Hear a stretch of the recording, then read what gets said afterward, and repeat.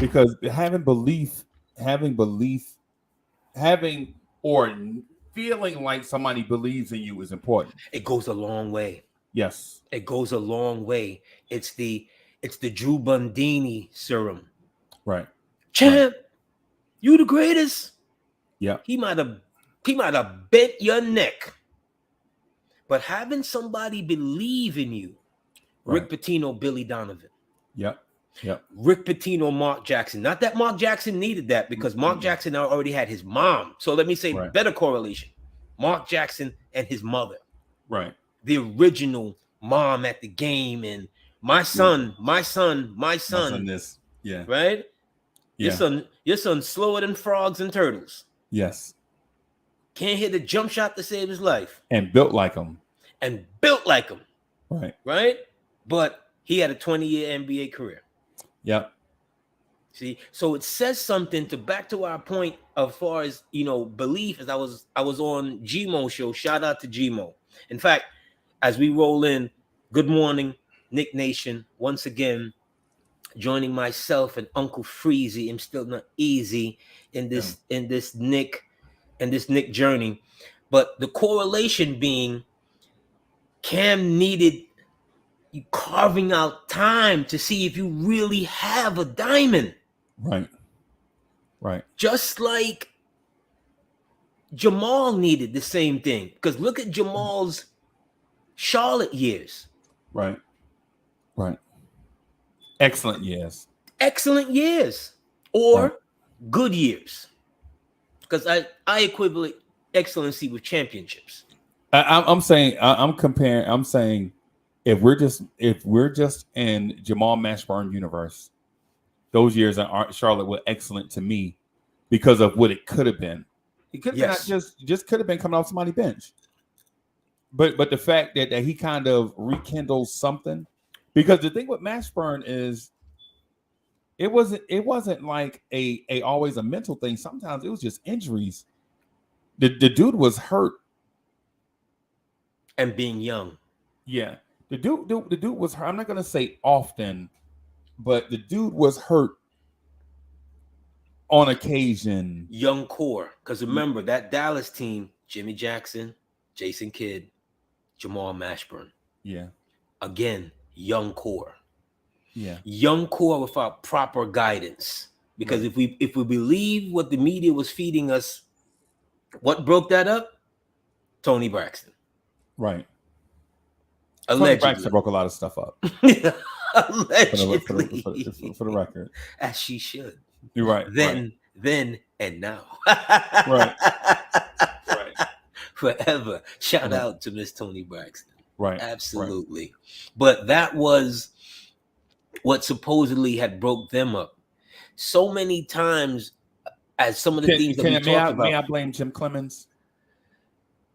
Okay. Well, he was an experienced assistant coach, but may not have been ready for the big chair. I don't like him. I don't care what you say, bro. But he's a former. He's once a Knick, always a Knick. Didn't the Knicks draft him? No, the Knicks didn't draft Clemens. Wasn't it Clemens? Are you sure? Are you sure? You talk to me. Okay. All right. Am I sure, Jim Clemens? I see the Cartwright-like focus in your eyes. Are you, bro? Okay. So it breaks my heart to say this, but in October of a season, the New York Knicks traded Walt Clyde Frazier to the Cleveland Cavaliers for one Jim Clemens. Yes. Okay. I knew he was on the team. I couldn't. Okay. Yes. My bad. But I knew he was on the team. Bro, they traded Clyde Frazier for that clown. Yes. So you would know. Yes. Bro. So you have a built-in bias. You haven't let it go. Bro, no matter what he do, bro, I could see him. Listen. I could see him rescue a bunch of angels falling out of heaven from an oncoming truck, and he still can't do enough. Bro, I'm telling you, I could see holding a bean pie. Yes, I could see him rush into a monastery and save 50 nuns, and they could come out with not a singe on them, and he still can't do enough. You know what I'm saying? It's just some things, some things is just not properly right. You know what I'm saying? Some things you don't trade Clyde Frazier for Jim Clemens. You just don't. Right. And then the other night when they were acknowledging Cleveland Cavalier greats, they got the nerve to say, and Walt Clyde Frazier, all-time Cleveland great. He played one season. That is such a reach. But to Clyde's style and everything, he took it, with the class that he has, that he's always personified and so forth. Yeah. Because Clyde I've heard Clyde talk about when he saw himself in that burnt burgundy. Oh my God. And that mustard. Yeah. They like to call it wine and cheese. Whatever. LeBron can look good in that. He's from that. Yeah. Clyde is, he may be from Atlanta, Georgia, and so forth originally, but people know what it is. But he's from New York. Well, excuse me. Walt is from Atlanta, GA. Yeah. Clyde is birthed here. Yeah. Okay. So let's get that straight. And the irony, yes. And the irony is Walt Clyde Frazier didn't turn into Walt Clyde Frazier until he got his nickname. Once he got his nickname, when he was Walt Frazier, the point guard coming off the bench, and then eventually starting and super nervous, bumbling around, he was just Walt Frazier, that dude from Northern. His rookie. Back to the confidence. Yeah. And to some, and shout out to this brother because I haven't seen him in a good minute. The gentleman that used to do overnights, and he was the biggest Kevin Knox fan. Hoodie Kev. Yes, Hoodie Kev. My apologies for forgetting your name, bro. To this point, Hoodie Kev used to besiege the point of, belief and kind of riding through and seeing the rough patches and so forth. When and it speaks to like you having confidence in somebody. I believe in that to a certain point. Right. I'm not gonna let what I see in front of me not dictate my belief system. Right. You see, I believe in you all day. Right. Love you all day. Okay. Right. If you showing me that you just can't handle this, I can't give you the confidence. I can cheer you on. I can put the resources in front of you to, whatever, but you can't make it. It's in a boxing analogy as Angelo Dundee is there. He's watching Sugar Ray and he's blowing it. Yeah. And he sees it. If him being the closest person, remember, you've got Jenks Morton, you've got this one, you've got that one in the corner. Right. Them the guys who are the actual trainers. Right. The day-to-day. But he's the manager. He's the experience. He's been with Ali. He's been with this one. So when he says to you, you're blowing it, babe. You blowing it. You got to take it away from him. Right. It resonates. You see? Right. And he's able to tap into the person that he knew was ready for this moment. See what I'm saying? 3 years in the game, he's beating Wilfredo Benitez. So he already knows. Excellent boxer. Who's a prodigy. So he already knows what he has. You see what I'm saying? Right. You couldn't, in the analogy here, Fizdale tried to do everything for Knox. Every forward who was ever anything in that first year and a half, Fizdale introduced him to him. Oh, I got him going to meet LeBron. He's talking to Dominique. Right. He's talking to this one. He's talking to Bernard, blah, blah, blah, blah. He could talk to those guys and watch those films till he blew in the face. Right. Right. Right? In the words of Stroke Lip Bobby Brown 15 years ago, talking about Backstreet Boys, we're never going to be us. Right. The understatement of the century. Yeah, Bobby. Yeah, they ain't never be you, Bobby. It's never gonna be but just not like what you think. Yeah, for real, sir, for real. So, but it's twofold. Confidence, you can have it for them, but at the very end of the day, who's that person? Like when you're picking players, these two guys are on the same team. Kevin Knox and Shea Gilgeous-Alexander on the same team. Right. Hamidou Diallo, Jared Vanderbilt on the same team. On the same team. Yep. You went there and to speak to what you think, and this is Mills and his folks, what you think about basketball and evaluating talent. You come away with the guy that everybody that I remember at that time was saying he has a motor issue. Yeah, he's not it. No, he ain't it. They kept saying he has a motor issue. And right around that time is when I first got familiar with Sim Show. Or maybe, no, like the year before. And I remember when I was talking to him, I was like, look, what young guy with that kind of athletic ability doesn't want to bang it on somebody? Right. Dear God, I saw one gun RJ yesterday trying to bang it, trying to do the John Starks from the wing. I'm like, RJ, you know damn well you don't got the lift. Right. And the carry. Even if the dude wasn't in the way, you ain't making that. But it was in his head. Right. He had this to try it. Yeah. Right? I'm sure later on somebody's gonna tell him, RJ, don't do that again. Yeah, RJ. Yeah. Like, that's not for you, but here and here he had it. At no point in time did you ever see that from a Knox. No. A Frank. I think you're seeing it now in Knox, man. Detroit. There's rumors that Detroit is shopping Sadiq Bey. Well, I'm talking about when he was in New York. Yeah, no. I get it. As far as because he's 2 stops removed now from us. He's in Atlanta and now in Detroit. Sometimes what's your garbage is another person's treasure. Right. You may have, but it's a rat race, Uncle Freezy. Right.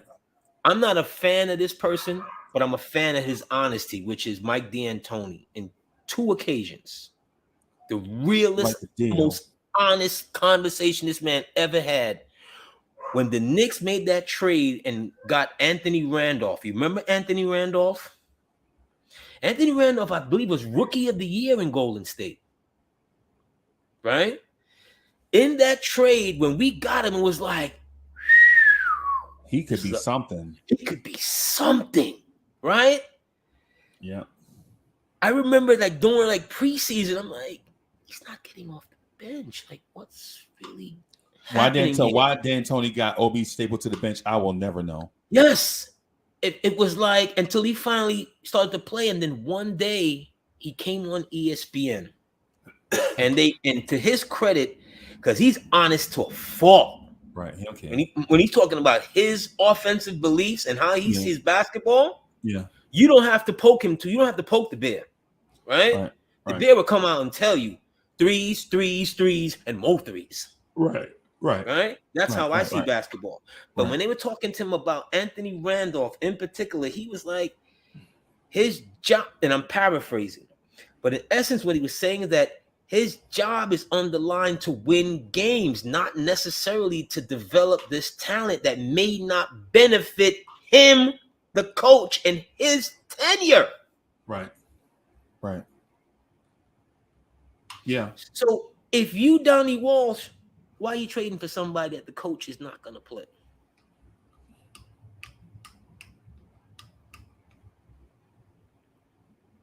See what I'm saying? You see the correlation when you have young talent, and the second most honest moment is after his game 7 when they asked him, would you do things different, blah, blah, blah, blah, blah. And he said, no. Yeah. He said, no. No, I threes, more threes. Right. Yeah, you can't. Yeah. Let me ask you this. How much do you respect Red Holtzman as a Knicks coach? 2 rings. That's how much I respect. How much do you respect QB Brown? 0 rings, right? He was turning Patrick Ewing into a power forward. Yeah. Right. So what I would say to the QB thing is those rosters were so terrible that I respect QB for at least having some of those teams competitive. Those rosters were some of those rosters he got. I bet you Knicks fans my age can't even remember, who was the starting small forward on a lot of those teams. You know what I'm saying? Who's the starting two on those teams? You know what I'm saying? Some of those teams were so god awful. Yeah, but he coached like he was trying to get blood from a stone. Hey, you know what? I remember it, and in the end, to his discredit, not to cut you, Freeze. I heard Bernard talk about this. Another game 5, right? Oh boy, Detroit. I knew you was going there. Old Joe Louis Arena.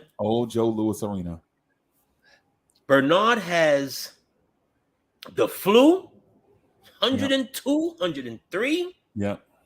As the years go on, he may be at 107. Right. On his deathbed. As the story gets juicier. With the catheter or whatever in one side, the pacemaker under the heart. Pulling his IV bag with him as he walk along. But pulling the IV bag as he walk along, and the IV bag would be the Knicks. Yes. Would be his teammates. Yes. Right? As he's dragging them, the coach wants to draw up a play for someone other than Bernard King. And don't forget the two dislocated fingers, like the middle finger on one hand and the ring finger on the other hand. Yeah. On each hand. Right? All of that. And this man has 45 points, or he has 43 at that moment, or something to that effect. Because the defining shot, for those of you who didn't think that Bernard King was a Skywalker, is Bernard King coming over the back, Ewing style, pre-Ewing. Bam! Yep. All right, what you saw in 94 Eastern Conference Finals, Bernard did it 10 years prior. Yep. Exactly 10 years prior, because that was 84 and that was 94. And against a better team, too, by the way. Against a better team. I felt like the Tripucka, Isaiah Thomas backcourt was better than Darryl Walker and Roy Sparrow and Trent Tucker. Yeah. I thought you meant that that Pacers, that Detroit team was better than the Pacers team. No. I don't know about that. Although that Detroit team, and I've given this dude a lot of flack over the years, Kelly Tripucka. Look at Kelly Tripucka's numbers. Yes. In those early 80s. Kelly Tripucka was an all-star. He was like three-time all-star. I think he might have made it an all-NBA team. That dude could score, bro. That dude could score. That dude could absolutely score, and he was on that team. Right. But back to the But for those that don't know, who would you compare him to? Wally Zerbiak. More consistent. Wally, a Fournier type, but just more consistent. I think he was tougher than Fournier, bro. I don't know. Well, overall, those guys were better shot makers in that era. I got you. See what I'm saying? I'm just talking about just pure, especially the mid-range. Yeah. Especially the mid-range. So we're not even going to discuss the mid-range. Because if Boston Celtics had a Kelly Tripucka, they'd have won every championship in the early 80s.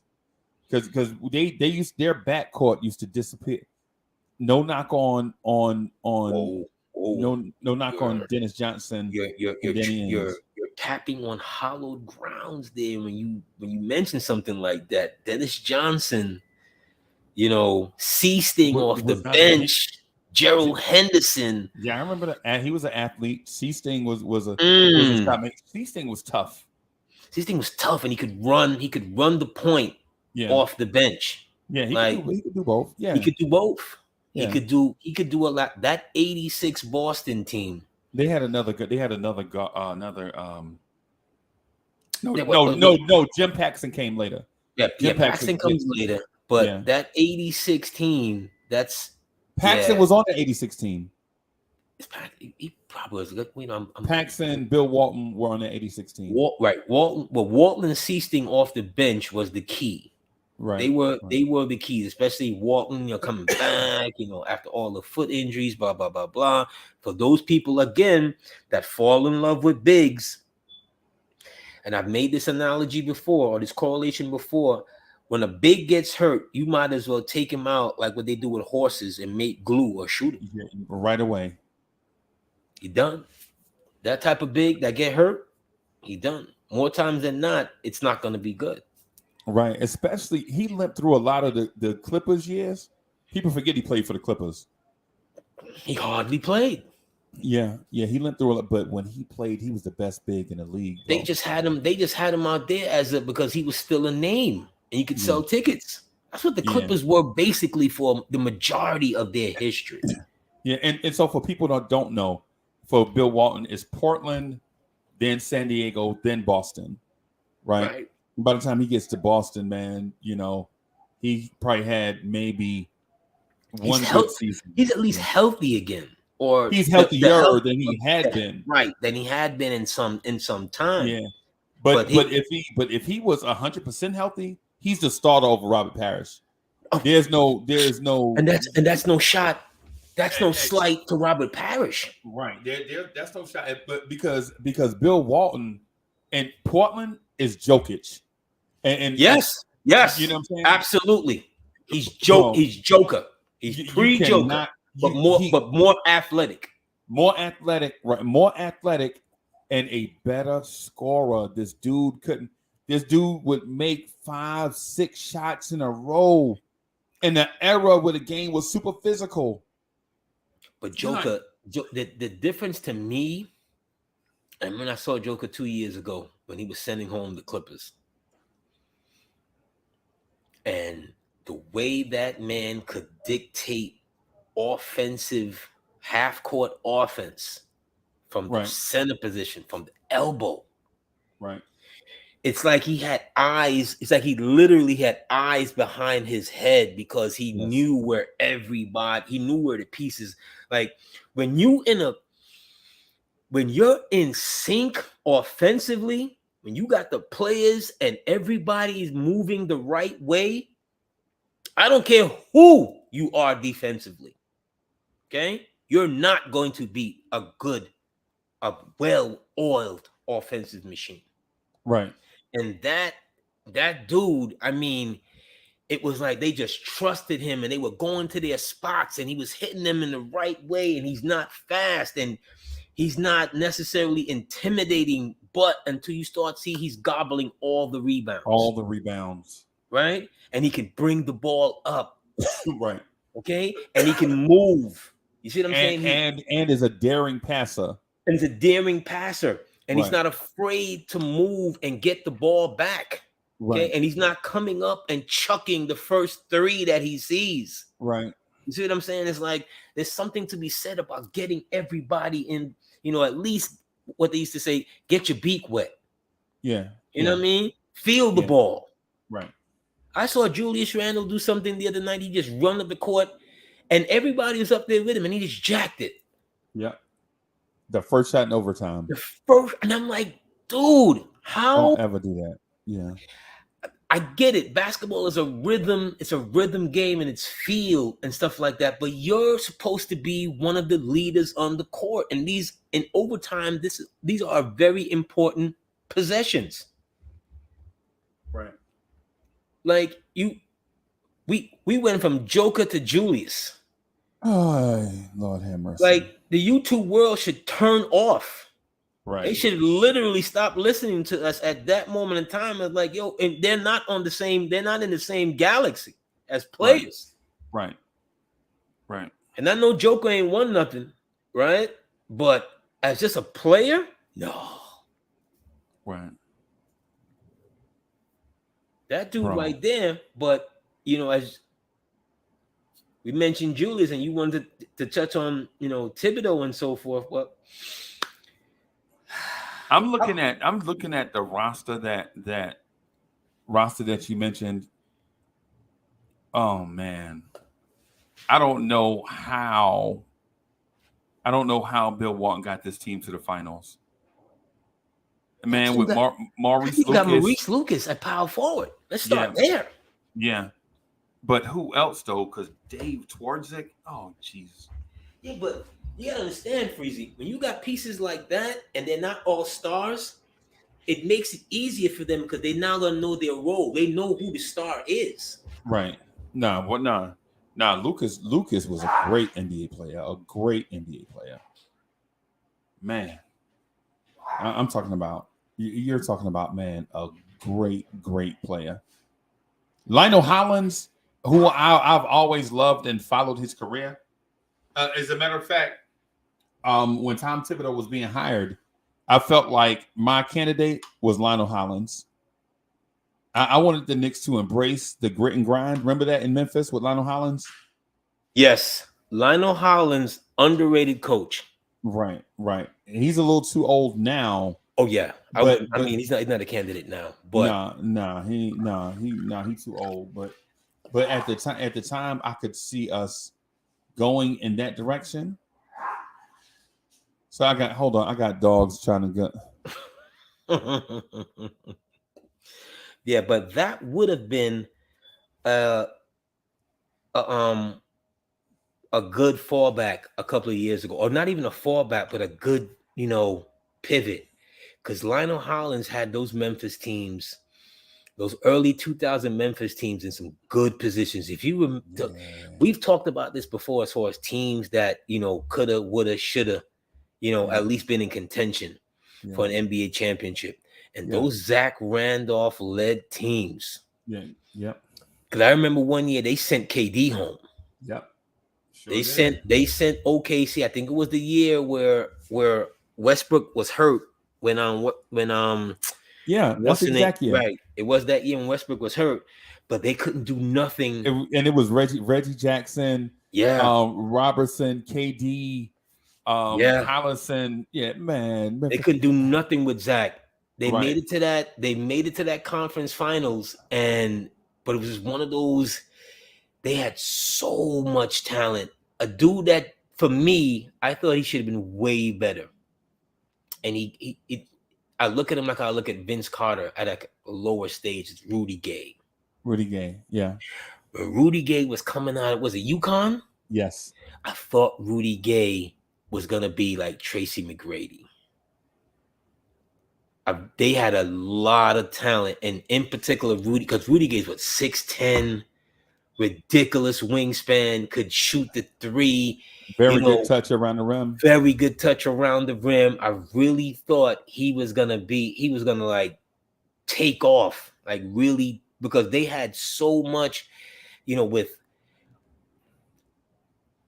So a lot of young fans might not understand. So y'all, for those that don't know, think Chris Middleton, but better. No, he's not better than Chris Middleton. Yeah, he's better than Chris Middleton. No, yeah, he's 3 times better. Chris Middleton is Caron Butler. Oh, God. Okay. Yeah. Don't sleep on how good Caron. But come on now. No, I'm thinking you're sleeping on Caron. Caron was a good player, and plus Caron was one of those kind of guys. I'm not talking down on him. I'm not talking him down. He's one of those guys that, there's a place for him. If the Knicks had Caron Butler right now, we would easily have 5 more victories if we had a Caron Butler right now. If we had a guy that could defend multiple positions, and I'm not saying elite, just good, just above average, right? But on the offensive end, was gonna, as a certified bucket getter, right? Could go stretches without touching and help others get involved. Listen, man, there was a tough. There was a time where I thought Miami was gonna try to put together something weird like Caron Butler, Rudy Gay, and Lamar Odom at the same time. If they'd have done that, bro, I mean, come on. They didn't have the Gay piece, but they had, Odom and Caron, and they didn't make the trade for Shaq. Because remember, they had all of them plus D Wade, a young D Wade at that time, and they came out of nowhere. Right? They had a decent season with Lamar and D Wade. They had a decent season. Karan and what's my guy? He's no longer in the league now, of course, but he had the dreads and Brian Grant. Yes, Brian Grant. They had Brian Grant. They had a nice little situation there, and Pat Riley was like, "Okay, I'm hearing things going on in LA." And Udonis Haslem. And Udonis Haslem, I'm hearing things going on in LA, and he's been, he's always like the bigs because he made the move to get Mourning once upon a time in Miami, and he plucked Shaq. He made the move for McAdoo. He made the move for Michael Thompson. Yeah. He made the move for Kurt Rambis.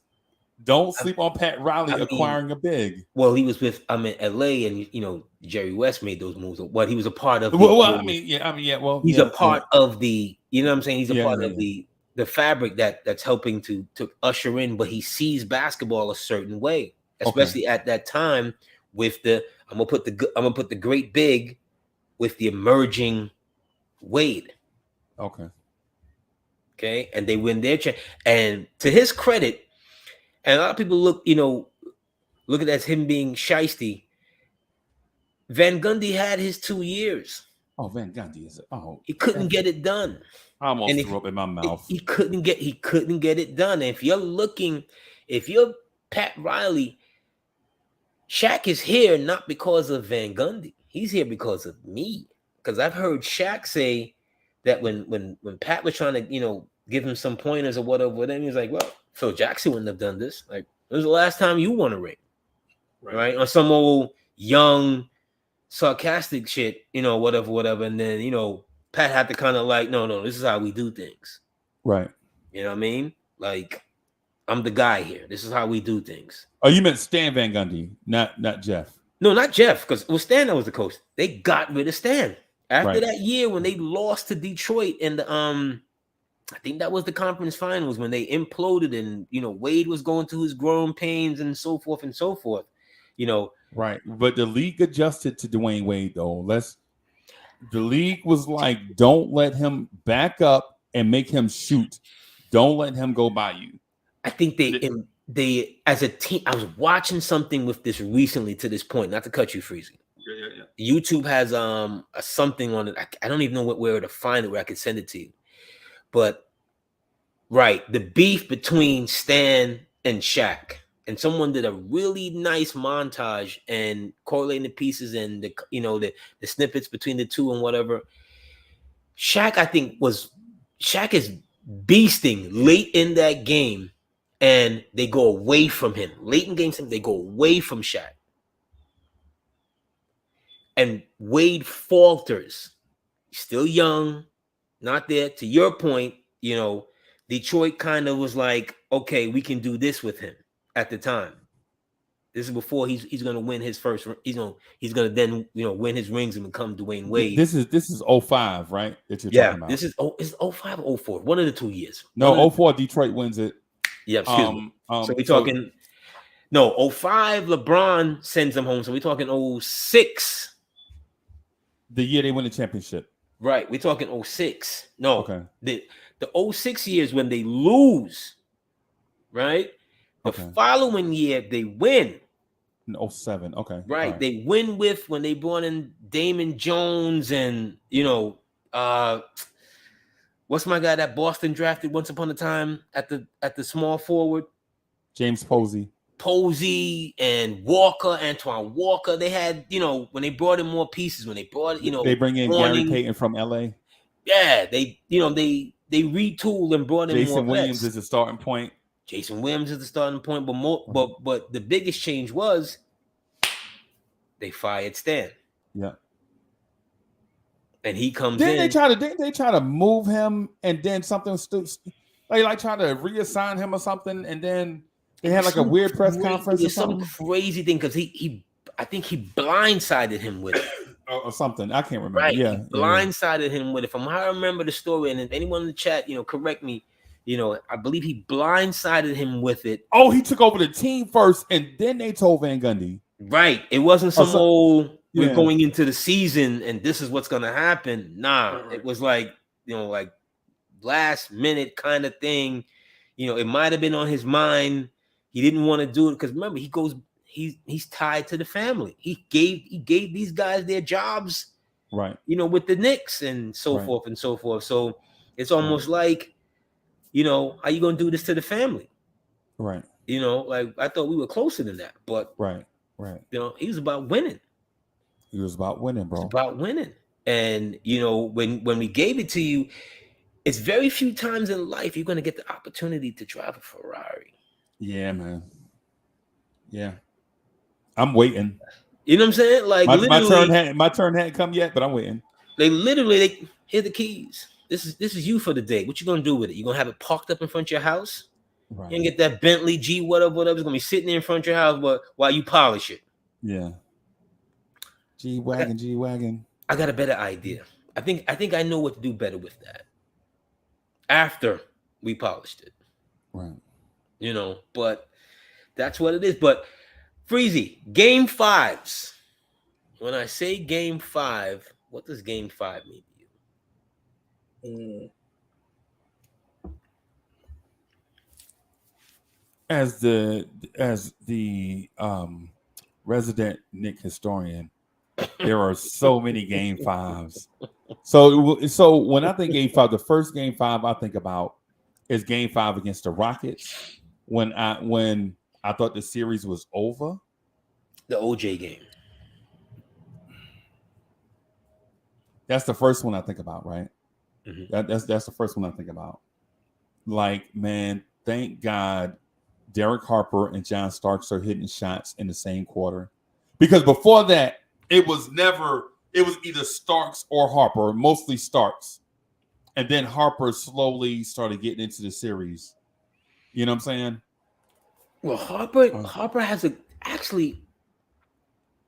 he's pretty consistent throughout the series. But to the game 5 topic, that's Ewing's best game. Okay. In the series. The OJ game is Ewing's best game. Okay. And he exclamation point, the left-handed putback dunk. Yeah. While everybody's running outside to go watch the greatest chase in mankind. I never heard the term slow speed chase until that day. I was so tight because they literally split screen in the finals. Yep. Split screen to watch whatever tragic play, Shakespearean, whatever that's playing on that at that moment in time. Right. I didn't give up about. Bro, it's crazy. Wait, Nick, I'm sure every Knick fan is like, what's going on? We finally get our shot, and then this happens. Y'all couldn't do this. You couldn't do this tomorrow? Y'all couldn't do this. Couldn't happen. This could not have happened last year. Jordan against Phoenix. This had to happen with us. Happen with us. That's what I'm thinking. It's like wait for it. Somehow this is going to affect the Knicks. Somehow, this is it's sports related because of the person OJ. It's tragic because of just human circumstances. What happened? Whatever you believe happened, I'm not here to discuss that. I'm not to go in that, right? But somehow, some way, it reverberates, right, and smack dab into the Knicks because the Rangers are in the New York Rangers are in the NBA in the NHL Finals because you can't talk about '94, spring of '94 into summer of '94. That time that the Rangers did it, and somehow we didn't. And if you're a Yankees fan, the Yankees were on pace to win about 100, and the Yankees were on pace to win 400 games. We were on pace to play. That was Montreal in the World Series, probably. Yeah, because Montreal was ripping at that time. Yep. Right. Yep. So it's somewhere between Montreal and Atlanta, one of those two teams, and what they had, they strike or whatever during that time, and and knock the Yankees off course, but that's a classic. But I'm talking about up until that June, though, is what I'm talking about. What I'm talking about is the storylines up to that June, where we're talking about Game 5. Right. The Yankees were hot as fish grease, bro. You couldn't. Yeah. They were just coming back. Yes. That was like the after, a lot of the young pieces had just started to like come on the scene now. Like Chad Curtis, Bernie Williams, Gerald Williams, early Mariano, Gerald Williams. Yeah, man. We thought, there was so many young pieces at that time that let's stay right there for a second. All right. Baseball suspends, or not suspend, but they throw Steinbrenner out the game. Yeah. Right. This is like the second infraction, 10 years prior, whatever he gets in Watergate or whatever, 20 years prior. This is the second infraction. The team is left with Gene Stick Michaels, is pretty much the architect at this time. And Brian Cashman is second in command. It's important to say that. Brian Cashman is an intern at that time. Brian Cashman, nobody. He was low on the totem pole at that time. He was a shorty. Brian Cashman at that time was a shorty. What year are we talking? 94 or 91? We're talking about from 91 when they kicked him out in 90. I think it was 91 or 90 when they kicked him out, 90, up until 94, 95. Because here's another name that's in there that no one talks about: Bob Watson. Yes, Bob Watson was the general manager. Yeah. Right. Yeah. Gene was kind of like the overall. Bob Watson is the second in command. Right. Cashman is, getting the donuts and the coffee. Keep it a buck. Okay. All right. He's just in the room. He's just learning. He's not the guy. But Gene Michael and Bob Watson had all these young guys. And what they do is they don't get confused, especially with Gene. He doesn't get confused by, okay, for instance, I got Derek Jeter here, who we're drafting in the top 10 of that year's draft, right? Right. But I also got some shortstops up there, up ahead. Right. On the big team. Derek Jeter rifles through every division in minor league baseball quickly. He's up there to the big thing. Right. Michael and them, they don't slow him down.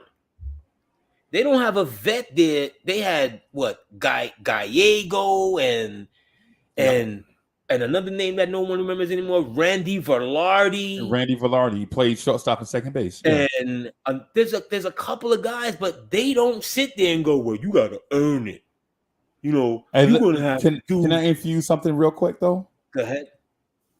So Yankees fans, I know you probably forget this because in between complaining about Aaron Judge and polishing up all y'all championship rings, y'all forget that the Yankees, that Derek Jeter was not the most talented young shortstop the Yankees had, right?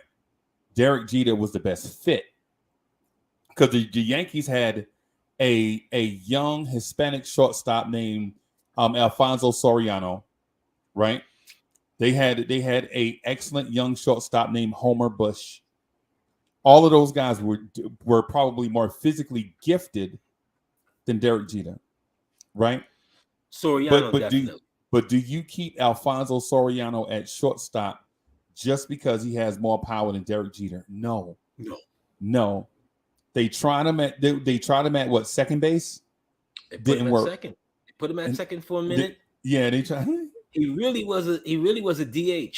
Yeah, he was really a DH. But Homer Bush, who was more like a Barry Larkin type of shortstop, very athletic, very strong arm, probably could have played center field, quarterback, point guard. He was that type of guy. You know what I'm saying? Would have been a 300 hitter. But Derek Jeter was a dude that was probably going to bat 320 and be clutch in clutch moments. We didn't know it at the time, but the Yankees went with Derek Jeter because of his mental makeup. Yeah, right? But it goes hand in hand, Freezy. I understand. It goes hand in hand. they saw something in him, not just because they drafted him that high, you know what I'm saying? Because a baseball draft, it's not like basketball and football. Baseball draft is forever, especially back then. Yeah. Baseball draft, you come back 3 days later, they're still drafting. Right. No, I understand that. You know what I'm saying? So and I wouldn't have blamed the Yankees if they had took Phil Nevin. Phil Nevin at the time, nobody knew who Jorge Posada was, and y'all were recycling dudes at third base. Oh my God, you gotta have. It's so important again to our points of having those people that can. We had a center fielder named Roberto Kelly. Yeah. Okay. Roberto Kelly was a very good defensive center fielder. Roberto Kelly, he just one of those guys. He's like a tease. Yeah. You know what I'm saying? He was a tease. He was all the tools. And when Stick came in there, it was like, all right. We also have a guy named Bernie Williams that's on the team. Yep. And Gerald, don't forget Gerald Williams. And Gerald Williams is in the pipeline as well. So very good. Yeah. So here, what we gonna do? Yeah. This guy over here was a veteran in Cincinnati, Paul O'Neill. He's better than what he actually showing. Right. When they traded Roberto Kelly for Paul O'Neill at the time, and I remember this clearly, I was like, what are they doing? What are they doing? Like, what does he see? Because Paul O'Neill over in Cincinnati was like relegated to being a platoon hitter. Yeah. But he comes to the Yankees. He comes to the Yankees, and okay. Well, two things. The Yankees have a short right field porch. Paul O'Neill was a lefty, right? Paul O'Neill was a very, very, very, very above average to good defensive right fielder, right? But he was mature and a leader. Plus, he had a certain experience that the Yankees hadn't had. And that was he won a World Series with the Reds in 1990 playing next to Eric Davis. Yes. You know what I'm saying? But he had, but even more than that, Freezy. When the lights turned on, he didn't shrink. And these lights over here, no place in the world can touch the lights over here. When we turn them on, you know what I mean? See what I'm saying? Your glasses can't reflect them. You just got to put them on and act cool with them and let it roll and not get offended. And if this is what you really want, okay? You want to be Messier? You know what I'm saying? You want to come out there and say, we will win Game 6. Right. Hat trick. Yeah. For those of you who don't know that, we can dabble and touch on anything. Hat trick. 3 goals. Yeah. All right, yeah. I think he assisted on another 2 or whatever. He was all right. He's not paying for a meal in this town and nowhere near here for the rest of his life. Right. His children, his wives, whatever. They should literally just walk around here when they go in there anywhere and be like, Messier. Right. What's the password? Messier. Right. I don't begrudge Yankees fans their moment, man. Have your moment, Yankees fan. But for everybody watching, so we're building we're building a foundation. We're not a moment. We're a foundation. Okay. We're a staple. Okay. You cannot say baseball and not talk about the Yankees. No, you sure can't. We're not a footnote in history. No. Okay? They're not. All right. They are not. Very much. Okay? But what I was referring to is not that. What I'm referring to is this moment that we're talking about in 94 with the Knicks, that Game 5. You have to understand the atmosphere of sports in general, right? The Yankees are red hot. The Rangers, I think, have either won the cup or about to, right? All these things are going on. Arnold Palmer, for those that appreciate sports and everywhere, Arnold Palmer is doing. So you're like, what? Arnold, and so you're talking about all these people, like all this stuff going on in sports, right? There's a lot going on. And so the Knicks and the Rockets, with all these other things going on, the Knicks and the Rockets have casual fans or casual people that like that watch entertainment, period, and casual fans all of a sudden are glued to the TV because of this big whirlwind of events happening all at once while we're in the NBA Finals. So it's like your mom. I'm just saying your mom in general. It's like your mom who usually is watching Days of Our Lives is all of a sudden watching the Knicks because it's split screen. O.J. Simpson on one side and the Knicks on the other. You know what I'm saying? And now they're tuning to NBC Sports to get the latest update on the O.J. Simpson stuff during the Knicks game. Bob Costas is up there looking all awkward, like he's got to be Walter Cronkite and Chris Berman at the same time. He would rather be Walter Cronkite. Yes. At that moment. Yes. If he's on the true serum, he'd rather be Cronkite, right. Because that right there, that's not a moment. That's gonna live on in forever in infamy. Right. You know, we not winning in '94 just lives on in our hearts. Right. You know, at that, time, well, especially for myself and so forth, not right. Today, but we're not going to revisit my feelings. Right. And AD, you know what else was going on? There is a Nike Jordan sneaker release that gives people a hint that Michael Jordan might be coming back. You remember that? Remember there was some black on black, Birmingham Barons style, whatever. But I never thought he was going away forever. I believed the hype. I thought he was gone. I believed he needed some time because remember, someone had killed his father like 6-7 months prior. Yep. And he was grieving. Yep. And when you're the biggest dude in sports, you can do whatever you want. I want to go play baseball. The owner just happens to own a baseball team, and he wants to stay in business with me. Right. Okay. It was my father's dream to see me play baseball. And really, all of a sudden, Birmingham Barons jerseys were selling all over the country. Really, Mike? You never even heard. You never even heard of that. What would you rather do? Go sit home for 6-7 months and we check in every 2-3 months, or we provide you a place where we can still make this money off of you in business with you, right? Basically, right?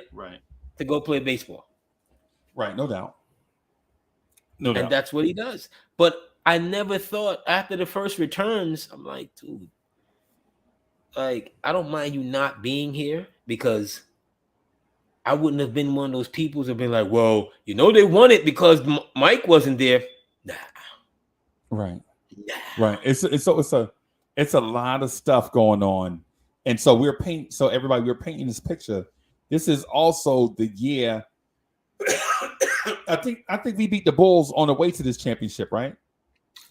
On the way to this championship the run? finals? Yeah. Yeah. On the way to this championship run. 7. Yeah. Games. That was the Hubert Davis, Hugh Hollins, Scottie Pippen, that was another. We had a game 5 moment there. Right. That's what I'm saying. We had a game. The game 5 moment there is what? That's the Hubert Davis. That's the Hubert Davis. I don't consider him a Knick. You don't consider Hubert Davis a Knick? I have watched his name from the annals of Knick history, bro. Because there were moments for Hubert Davis to step up and grab. Think about it. Think about all the moments there were. Huh? Hubert Davis saved Patrick Ewing. Jeez. Remember, and this is, you're the historian, right? You could be the historian, but I'll be the cinematic background. All right.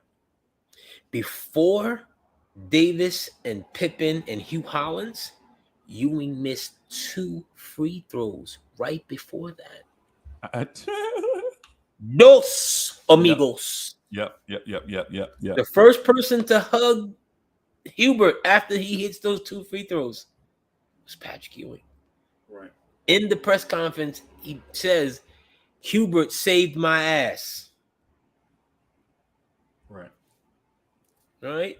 So I'm going to give you a chance to recant that statement, sir. What, it took on Hubert Davis? No. Yeah, I'm going to give you a chance to recant that.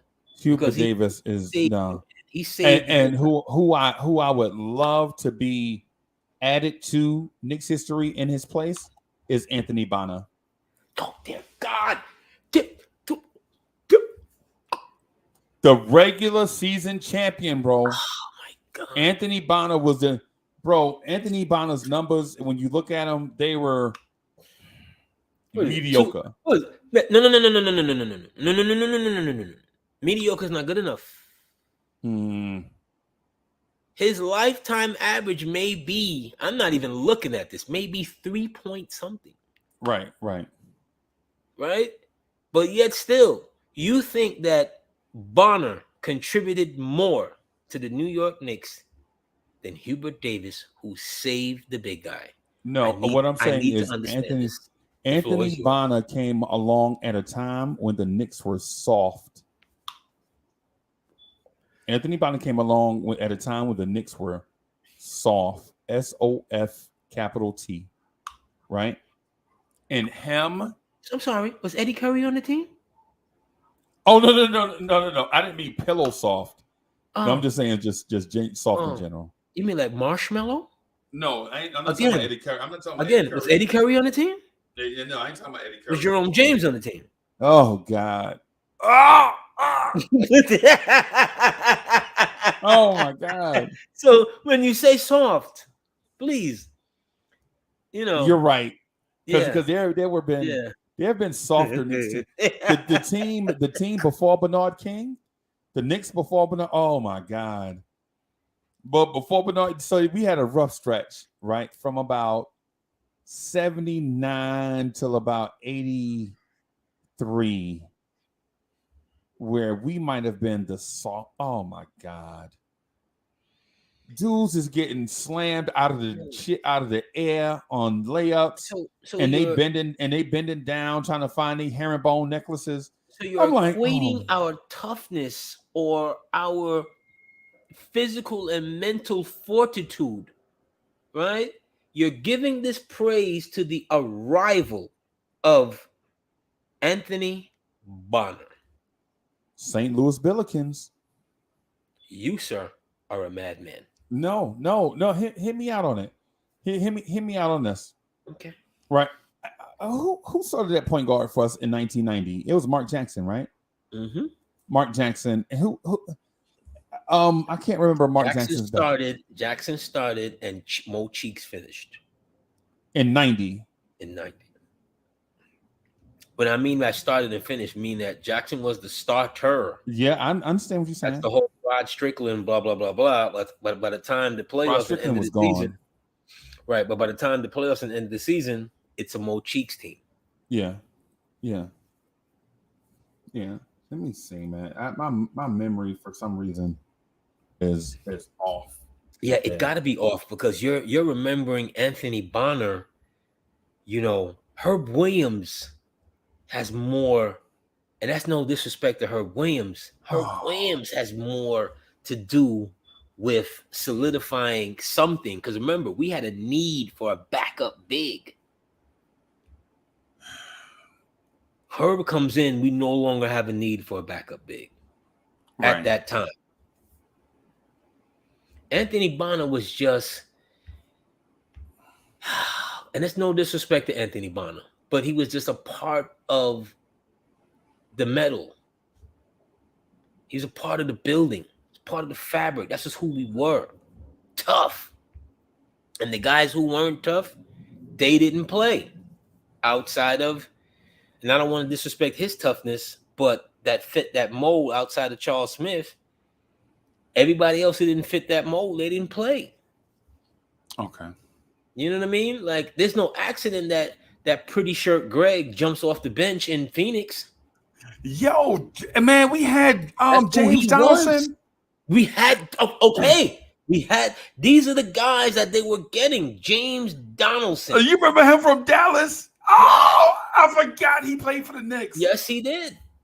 They had. I kept calling him Sam Donaldson. I don't know why I'm thinking James Nightly Donaldson. News. No, he was an absolute. This is Sam Donaldson. I don't know why I keep calling him Sam Donaldson. Oh, but that's the kind of guys that they had. Tough dudes. Like I said, pretty sure Greg jumping off the bench.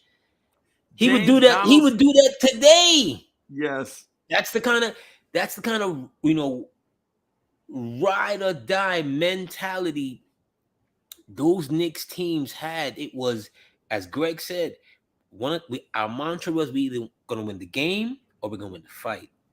Yes, so Mo Cheeks was here for 90-91. And the year after that, he's gone. I can't remember wherever he went. But then we drafted Greg Anthony the summer of 91. But he did what he needed to do. Yeah. Which was he helped the Knicks, and individually he helped Pat. Give Pat the ball where Pat needed it in that Boston series to finally shake off Robert Parrish. Because Ewing was having those first 4 years, he was having a lot of problems with Robert Parrish. Yes. The Knicks had lost, I think, some 26 straight games to Boston. Yes. Including one game, I think it was like a game 3 or something at Boston Garden, and the Knicks were up like 17-16. And I think Pat Riley subs in Kenny Walker for Charles Oakley, who had got in foul trouble. And Larry Bird scores like 1,000 points in 2 seconds. And Pat Riley couldn't get the timeout sign up fast enough. Again, no disrespect to Kenny Walker.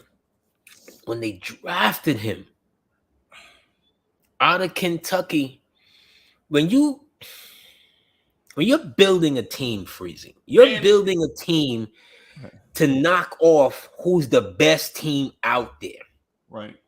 You understand what I'm saying? The best team out there may not be the best team still out there when you get there. Right. Depending on age factor, whatever. Right. When the Knicks draft Kenny Walker, Kevin McHale is like 27, 28. Yeah. What was he supposed to do with Kevin McHale over the next 5 years? We're not planning for injury. What's he supposed to do with that? Kevin McHale is 6'10", 9.5, whatever, with coat like shoulders. You know what I'm saying? Coat rack type shoulders. Bill Jackson shoulders. Yeah. You can't do nothing with that in the post. Remember that? The post.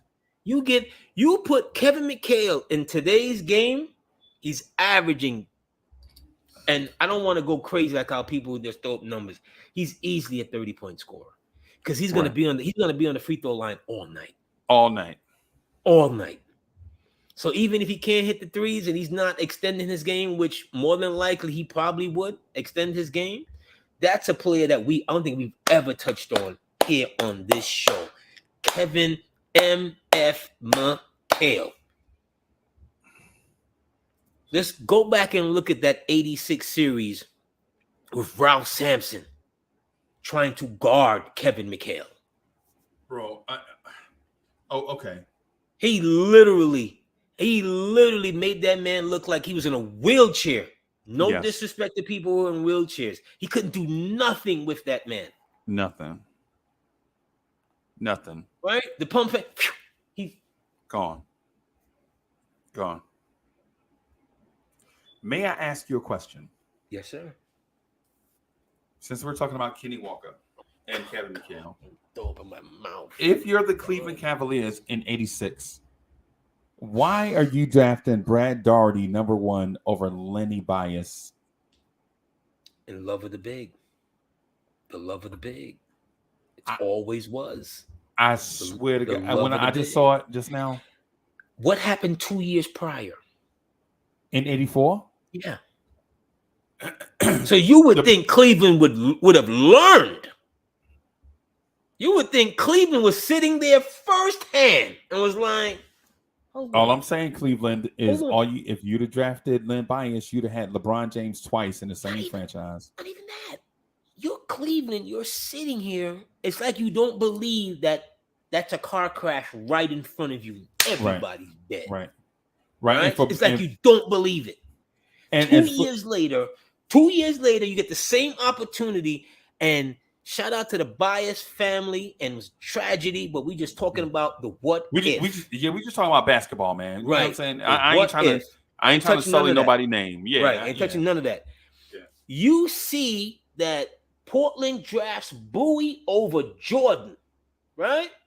Right. What did this dude do with Jordan when they played together, when they played against each other 2.5 years prior?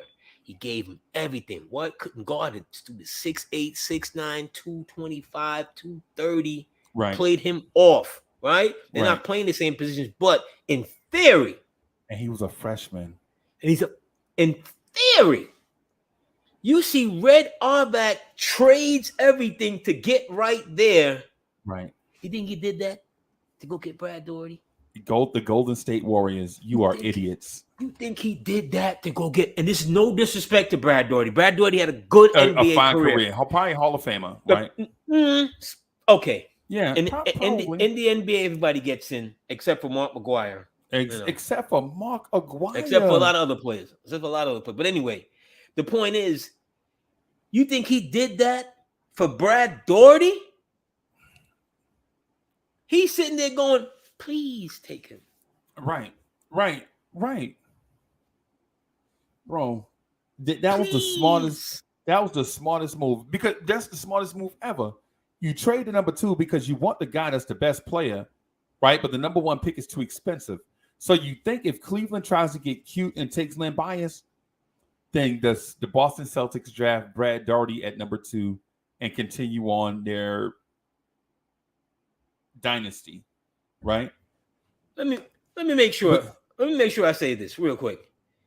If history had reversed and they were smart enough to take Len Bias with the overall number 1 pick, right, I guarantee you Boston would have traded out of that slot.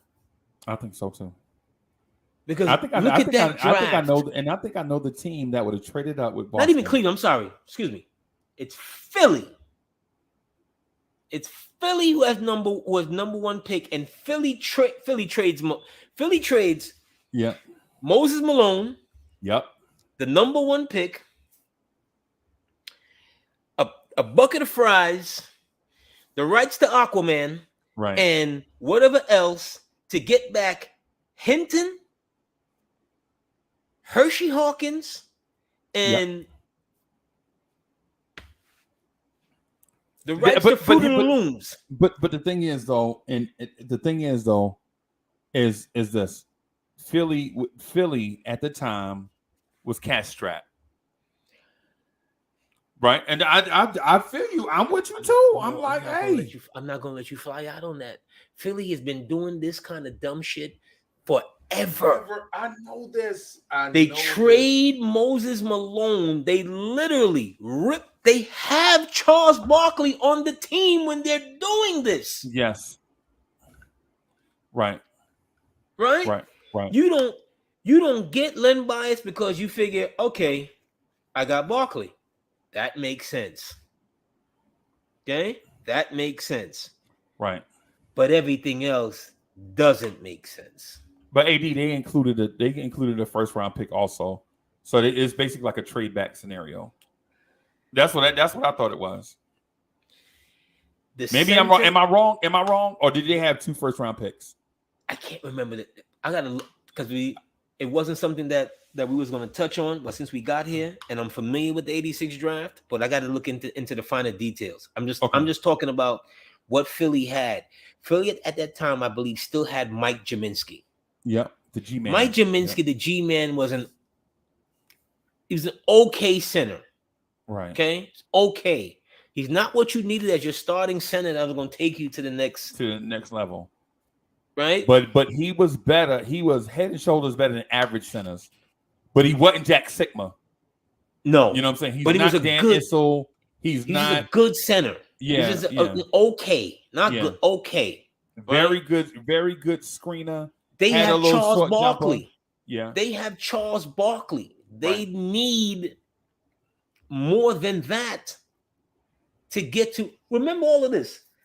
Philly's only, by 86, Philly's only 3 years removed from winning it all. In 83. Yes. Yes. And they have Charles Barkley. Again, and now you have a surplus of draft picks. You can say that they were cash strapped. Okay, I'll roll with you. A lot of teams did. A lot of teams were at that time. A lot of teams were. It enforced a lot of weird looking trades around the league. You know what I'm saying? I mean, look at the Knicks never had to do a trade. That's why the Knicks never traded. The only time they traded, it was personnel for personnel. But then when you look at the clip, come on, AD. You don't remember the Kansas City Kings selling off all their players, bro? You don't remember Reggie Theus? Of course I remember Reggie Theus. That's Bernard was trying to block his shot the night he got hurt. Yeah, that's right. Oh yeah, that's right. Now you got hurt. Yeah. Teams are trading off their. I think that's how Atlanta. Is that how Atlanta got Dominique Wilkins? No, they were already bad. Remember, Atlanta, they were already bad for a minute, and he was from the league used to do things when there weren't so many eyes on the league. They would kind of like help to fit. Yeah, it made more sense.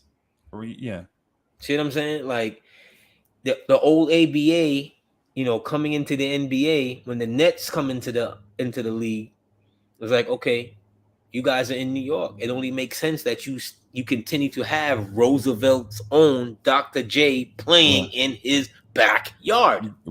Yeah, but they Knicks, did things that made sense that no one said, oh, it's a conspiracy.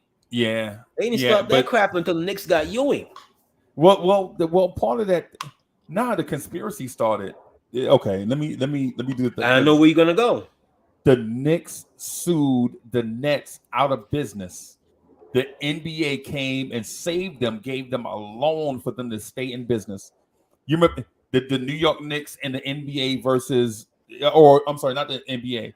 The original lawsuit was the New York Knicks and NBA versus the ABA and whatever the Nets were called, the New York Nets, whatever. Mm-hmm. Sued them damn near out of business. Right. Somehow they survived. They pull it together. They go into a merger. The Nets come into the league as was it New Jersey Nets? They come into the league as the New Jersey Nets, right?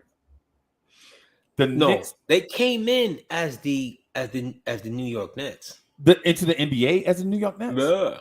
They moved to Jersey. Oh, okay. All right.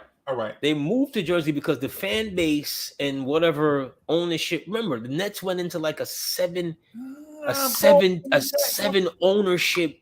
They were sold a couple of times, then they got bought by a consortium. And you remember AD? The Nets were trying to move into the 5, but they were trying to move into the city. No, I remember that. And the Knicks sued them. No, I remember that. I remember. Second time. Right, I remember the second time they sued them, and they sued them for like $8 million and won, right. Plus the legal fees. Plus the Nets had to pay the legal fees. The Nets didn't have a dime to their name, and so they sold Dr. J to the Philadelphia 76ers. Right. You know what I'm saying? Because in order to stay afloat, because the truth is, it was hard to do business. It's hard to sustain entertainment type business on Long Island. Yeah, it was true then. It's true now. Right. They wanted shout out to Long Island. Shout out to Inwood. Yeah. You know what I'm saying? It's the Knicks, and so for people that don't know, it's the reason why the Knicks are the reason why the Knicks are the Oakland Raiders of the NBA. You know what I'm saying? How did you get that? Yeah, it's for it. How the hell did you get that? Yeah, bro. You know, the Lakers used to sue. I'm sorry. The Raiders used to sue the NFL. Bro, they sued the Carolina Panthers. They sued the Carolina Panthers and won. Do you know the Panthers? Dude, they sued the league. Al Davis sued Al Davis and Al Davis and Pete Rozelle was in like some blood feud. Yes. You know, and Paul Tagliabue. Yeah. Tagliabue was Roselle's lawyer. Yeah, but the thing about it is the Panthers had to pay the Raiders every year just to wear black and silver. Yeah, because when you own the rights to something, you own the rights to the colors, the this, that, and anything seems like you're trying to take. And Al Davis took especially pride in that black and silver. Yes, with the Raider dude with the cross patch over the eye, right? You know what I mean, like that right there. He was not trying to play with that. It was like how the Yankees don't only have pinstripes. It's pinstripes and the road gray. Yeah, that's it. They just start, until the marketing or whatever. Nah, it was like no. We're not doing all of that. This is what we're known for. Right. The Raiders, what they're known for, the black and the silver, whether you like them or not, and they sucked for a long time. For a long time, bro. Because Al Davis, R.I.P. One of those guys that the game passed him by, but the business didn't pass him by. No. And the thing about the Knicks too, and if you're a Knicks fan, you need to understand this. This is the reason why sometimes I come across as a little kooky or loco, but it's because I understand this history. The Knicks have never wanted another team in the state of New York. Ever. Why would you? Ever. They forced out because they wanted to keep this entire area to themselves. But teams wanted to encroach. Teams have been wanting to be. Of course, people forget the Syracuse Nationals and the Rochester. Why you think the Rochester Royals and Sacramento Kings? Yeah, he wasn't playing. Yeah, why you think the Syracuse Nationals are the Philadelphia 76ers? That Freezy, we talked about this I think on the last show, the show before that. That's why when Brooklyn was able to come into Brooklyn, remember, for them to come into Brooklyn, they had to pay a tax. Yep. Let's understand that. And I'm glad you mentioned that because last night I'm out and I'm playing poker with my family and my friends. Shout out to my peoples. You know what I mean? I'm not gonna give y'all no name recognition. I'm lying.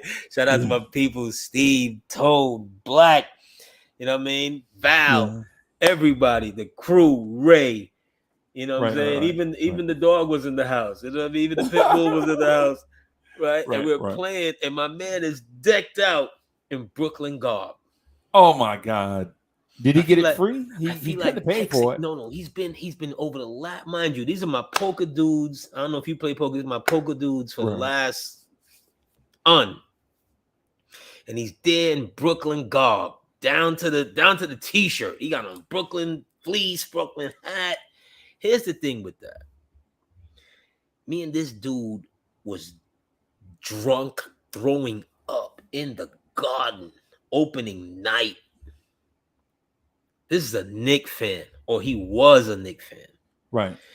Although my feelings for the Knicks are what they are currently, I could never put on Brooklyn gear. Nothing. And I'm born in Brooklyn.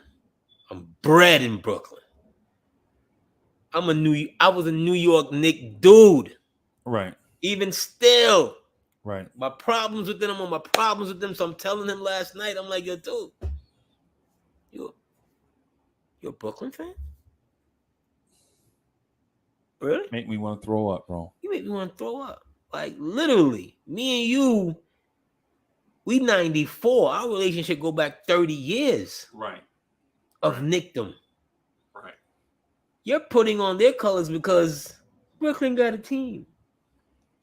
Oh my God. None of you, only you people who were there in Jersey when they was there in them lost, wilderness. Even y'all don't want to be in Brooklyn. Right. Those of you who are calling yourself, hipsters because they're in Brooklyn, whatever. You still can't sell out a 12,000 seat arena consistently In the city that people can walk up to. You can walk up to. You can bicycle there. Remember that. Like, who's the big guy here? You had to pay a tax to come across the bridge. Oh my man. And I don't mean that $15 tax. I mean, you got to pay a real tax to come across the bridge. Money. Yo. Yeah, so AD, with all of that said, right? Just want to paint the picture of why the NBA and the Knicks have this love-hate relationship. While all these teams are struggling, the Knicks are eating and won't share. Right? Can you blame them? No, you cannot. Well, right? Because the weird thing at the time when this stuff was going on, there were major metropolitan areas in the country that did not have teams. Right? When I'm talking to you about this, the team the furthest south was the Atlanta Hawks. You remember that? There was no such thing as Miami Heat. Miami is one of the biggest teams, Well, Miami had basketball one time, but ABA. Yeah, no, I'm talking about NBA. I'm talking about the NBA. Okay. Yeah, I'm talking about the NBA. Right. But there were no teams in like these major metropolitan areas, right? The Knicks are saying this. Why are you trying to force New York to have two teams when Los Angeles has one team, right? When Chicago has one team, right? At the time, the Clippers were in San Diego, right? Clippers in San Diego, right? You're trying to force New York to have these two teams. Philadelphia has one team. You know what I'm saying? These cities are huge. Right. Houston has one team.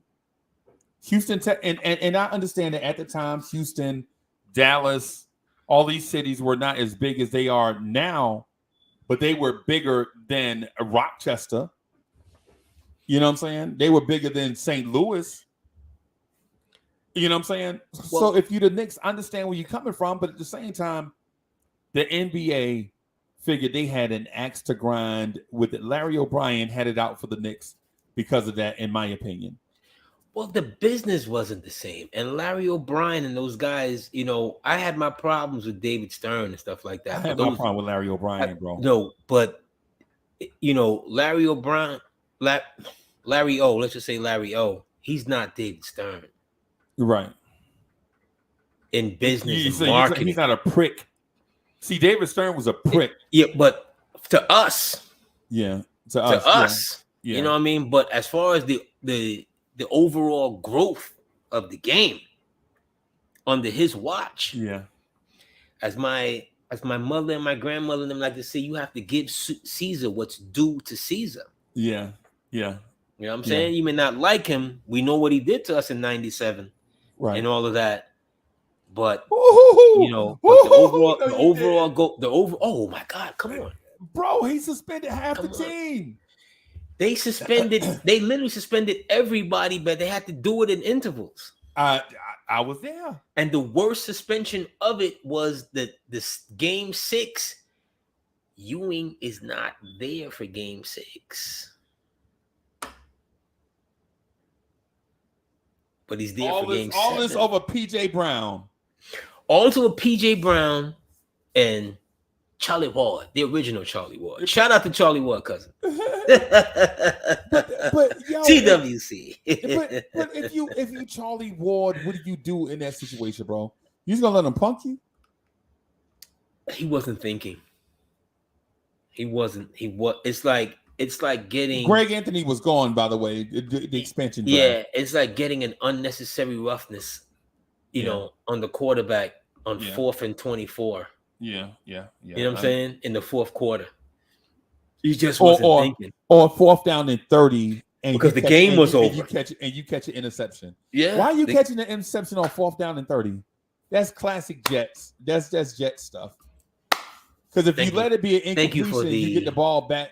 Thank you for the slide. I'm just saying. As we about to steamroll you today at 1. That's what I want though.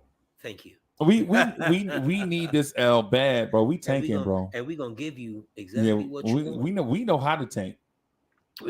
As long as y'all don't roll out like a quarterback named Mike Douglas or something like that. Yeah, in the chat, y'all remember the Mike Douglas show? We're rolling out Mike White. Oh, in flight, Mike White, baby. Get it together. In flight, Mike White. That's what we rolling out today. Oh, y'all gonna lose. Oh my goodness.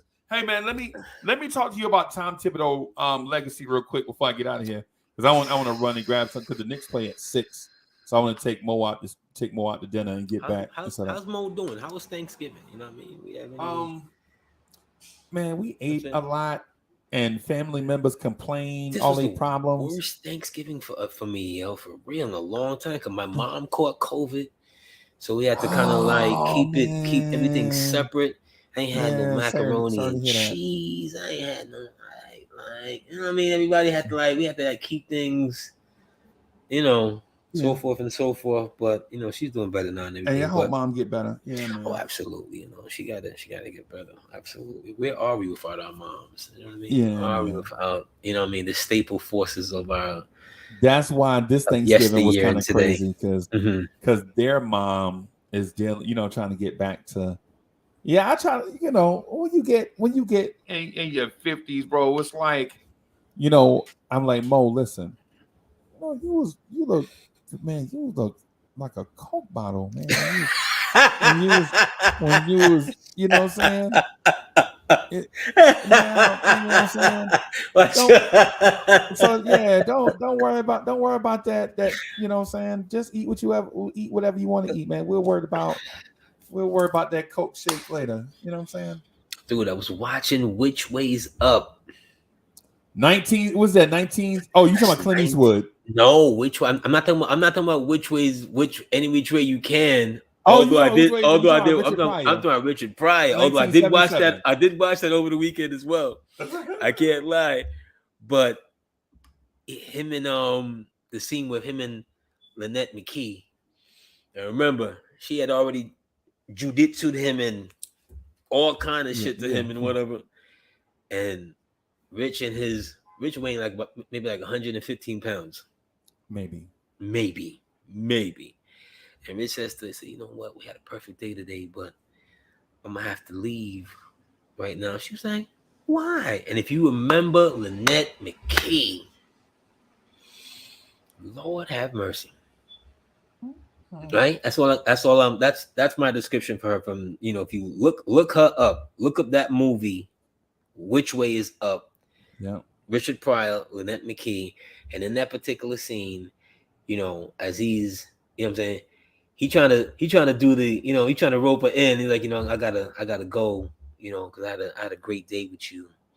Right. This was a perfect day, and in the 70s, everything is beautiful, and you beautiful people, and I don't want to ruin it. And she's like, well, man, where you going?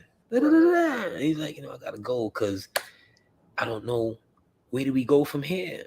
She's like, I don't know about you, but I'm about to get in this shower, right? Yeah, and she turns around and she gives him the frontal, right? Yeah.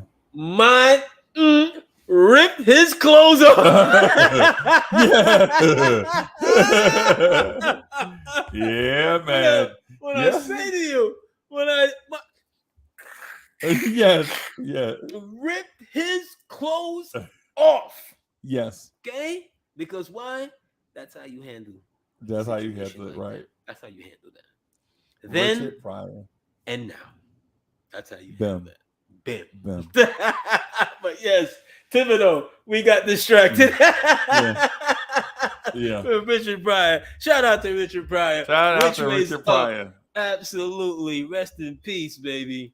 Richard Pryor is right over my shoulder. Y'all notice that? Can y'all see that? I know him and Eddie Murphy right Him there. and Eddie Murphy. Yeah, man. We got to keep the Giants. Yeah, man. Absolutely. But But yes, Tibbs. Tom Thibodeau. Mm-hmm. What do you believe? How do you believe Tom Thibodeau will be remembered as the New York Knicks head coach? I got to be fair to him. His story's still being written. As long as he's still here, you know, his story's still being written. Right. I'll say this for him, and you gotta be fair to him. He took a team to the playoffs, whatever, pandemic, whatever. This team here now, yep, it doesn't look like he's holding on to like loyalties of because you're a vet and so forth outside of Randall. Okay. Right? Because Randall is still, you know, a good chunk of points. Right. You know, Fournier. Right now, it is what it is. Rose. We traded. We traded for both them dudes. Yeah, right now, but that was 2 years ago. Rose, that was going on 3 years ago. Yeah. Fournier, that's 2 years ago. It's what you traded for Rose and then re-signed them. It's the problem, you know, and I don't want to mimic anyone who tempted to disagree with me. Let me say that. Right? Okay. But Freezy, we're talking about basic math. Right? 1 + 1 = 2. Bim. 2 + 2 = 4. Bim. You can't have all of these guys on the team and have to figure it out. At some point in time, even your vet, you would thought Fournier would have been like, cool with whatever. He's giving interviews to the France, whatever. He's not happy. Right. Whatever. We gave you $75 million. Yes. Gave. So now you're having interviews, whatever. Derrick Rose, or I don't understand. You know, I don't know. At least he's not Day-to-day with a toe injury. Yeah. He's out giving interviews to Matt Hoffa, and you know, shout out to my expert opinion. Whatever. Right? You're not because you're not getting the minutes you have, so you have time on your hands to go give interviews during the season. Right. Extensive interviews. During the season. Right? So I'm looking at him, I'm like, you know what? Good for you. You're not gonna let the ship sink. It's not sinking, but you're not gonna let it sink because you got guys that are better than these other guys that you gotta literally go into Leon Rose. I'm saying, look, I'm not playing them. They're not worthy to be played. They're not worthy to be played. I'm not playing them. Right. These are your problems. Who do you think did a better job? Thibodeau or Hubie Brown?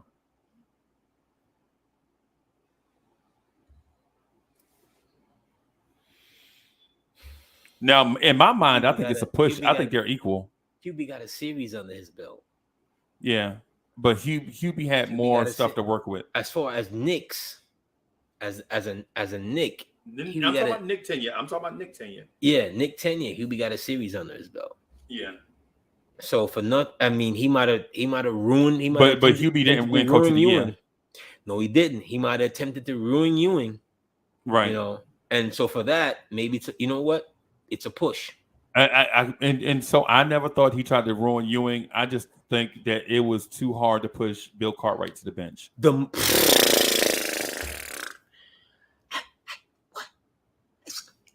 What? I love Bill Cartwright, bro. You know I love Bill Cartwright, bro. Okay. All right. Okay. You know I love Bill Cartwright, man. Stop playing, man. You know. Freezy. Young core, Ray Williams. Think about this young core, Ray Williams, Bill Cartwright. Listen to your Michael madness, Ray Freezy. and Mike Woodson. Okay. That's our to young your core. madness, Freezy. That was our young core. Patrick Ewing at that time. The greatest young gift you've gotten since Lou Alcindor. They were Indeed. calling him the next Bill Russell. Yeah. Guys, I remember the Kansas City Kings. They were changing the names of blocks and streets, and they were doing all kinds of things in preparation what they were going to do to celebrate the coronation of them getting Patrick Ewing. Yeah, I remember that. Georgetown Hoya Destroyer. I remember Indiana lining up. Remember Indiana was lining up. Lottery pick. You do not drive a Pinto when you have what you have there under the hood in the garage. And Bill Cartwright is lucky I'm calling him a Pinto. He's a deuce and a quarter. Shout out to the Knicks legend, Bill Cartwright. Knicks legend, Bill Cartwright. Yeah, man. Bill Cartwright, bro. Bill Cartwright. And the thing that frustrates me is Bill Cartwright. You do not make Patrick Ewing a power forward for a deuce and a quarter.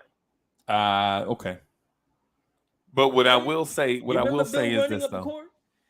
Yeah, like Yogi Bear without a hat. It looks like Yogi Bear without a hat. Like, you upsetting my nerves right now, yo. You're upsetting my nerves right now. Bill Cartwright's jumper legit took 14 seconds to get off. You could go pee and come back. And then he would stop. And then he would stop like somewhere here. It was stop. Mind you, if there's one thing I got from Bill, you know, when you in the playground and you playing 21 or whatever, right? And you there, and you got to go make your shot, and you playing 21. Some way, somehow, Bill's approach to standing there and going, bam, bam, bam, pose, whine, and release, right? I know it verbatim. It appealed to me. Right. I'm going to give him that because I could always shoot. Especially. Cartwright was tough, though. He would go, especially from the free throw line. I think he might have had at one point the Knicks free throw playoff record or in-game playoff record, because he would just boom, boom, boom, stop, pose, twist, let go. Yep. Everything else, slow let go too. It was a slow let go. Yep. Everything else about his game, you know, in comparison to the great Patrick Ewing, you do not figure out how to make a Twin Towers with a dude who was also unhealthy. That's another thing. Bill Cartwright everybody in the NBA was doing it. And you don't. It didn't make sense. You've heard me say this before, Freezy. Give me the guy in the room that doesn't want to follow what everybody else wants to do. Right. See what I'm saying? Give me the guy in the room, because everybody else is not going to get to the same place. No, everybody else is not as talented as Pat Ewing. Right? Because think about it. Remember, the Rockets moved Ralph Sampson to power forward. Ridiculous. Why not just take? Listen, you have Ralph Sampson. Why not just take Jordan number 1? Okay. Right. It makes sense, right? I'm not going to argue that. Right. Sam Bowie at number 2. Sam Bowie at number 2. If it were not for those stress fractures in his feet, Sam Bowie would have been the first coming of Kristaps Porzingis. All the stuff that people saw Porzingis do before the injuries at Kentucky. Now, I'm not talking about the injuries at Portland. I'm talking about the injuries at Kentucky. This cat was doing all the stuff you see Porzingis do, right? Dunking on people from out of nowhere, dudes grabbing rebounds and pushing them. You see, is this dude 7'1", 240, bringing the ball up the floor? Yeah, but Freezy, falling in love with height. Yeah, man. Remember, they took Odin over Durant. You would have thought they learned their lesson. You would have thought they If learned their lesson. anybody should have learned that lesson, should have been Portland. Should have been Portland. Right. No, I get it. Right? But they've never been lucky with the big. Never. Whether you want to believe they've in never karma been lucky, or not. period. They've never been lucky with stars.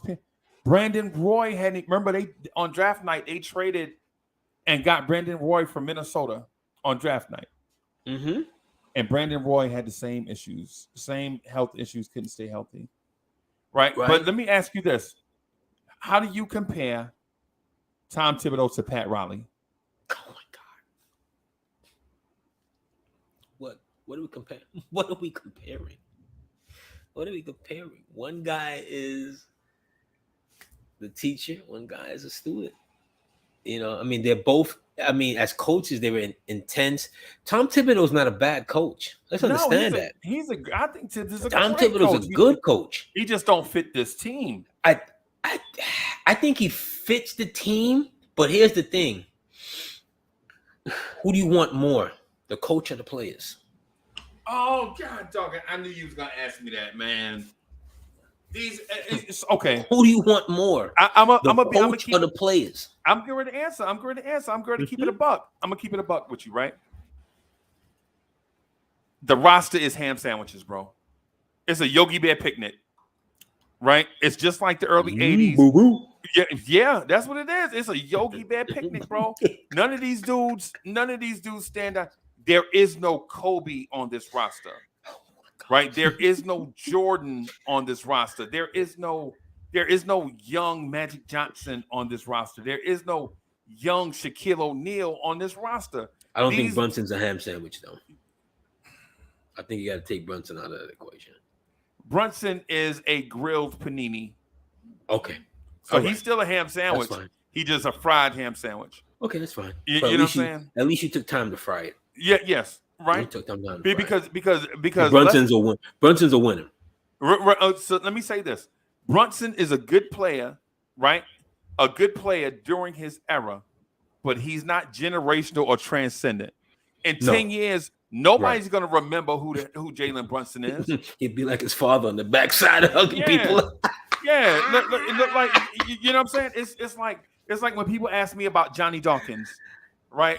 Like, how long you been a Duke fan, man? I've been a Duke fan since Johnny Dawkins and Kevin Strickland. Man, you don't remember Johnny? Yeah, I remember Johnny Dawkins. I remember Johnny Dawkins, Kevin Strickland, Tommy Amica. I remember all of them. I remember Mark Allery. I remember all of them. You know what I'm saying? What I'm saying is this. Jalen Brunson, while he's good, he is not going to push the needle. He's not going to. I'll give you an example of how a point guard impacts a team. When the Knicks got Mark Jackson, right? Nobody remembers the point guard before Mark Jackson, right? Nobody remembers, right?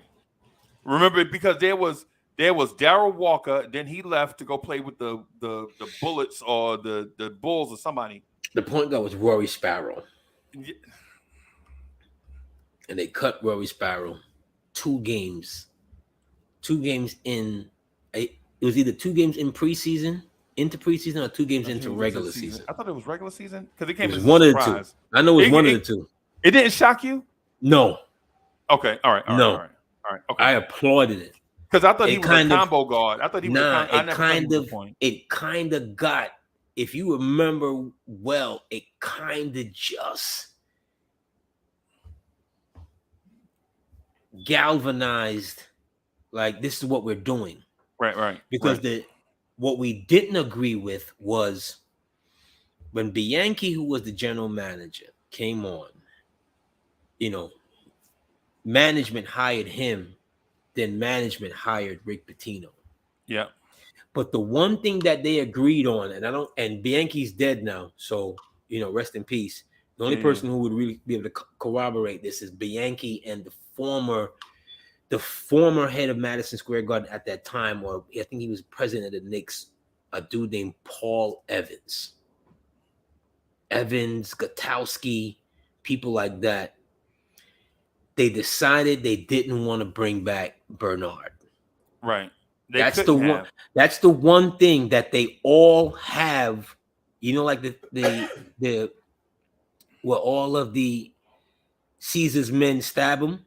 They all stab. Let me say this about Bernard though.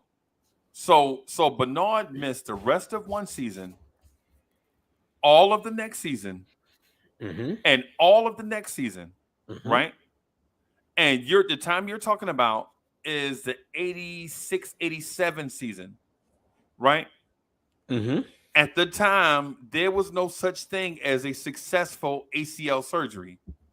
You know what I'm saying? Correct. So Bernard King had to build up all the muscles around his knee, including his thighs and all of that. You remember the thing he on the machine and he trying to break the machine and all that stuff, lifting all the weights, trying to come back. We can rebuild him. Yes, right. But at the same time, Bernard King is a former All-Star. So when a former All-Star says he's healthy, All-NBA, he's gonna command first team. Yep, he's gonna command that type of contract. Are you gonna pay Bernard King, coming off a devastating knee injury, all NBA money? Okay, here's the thing. Here's my answer, and it's not just simple yes and no.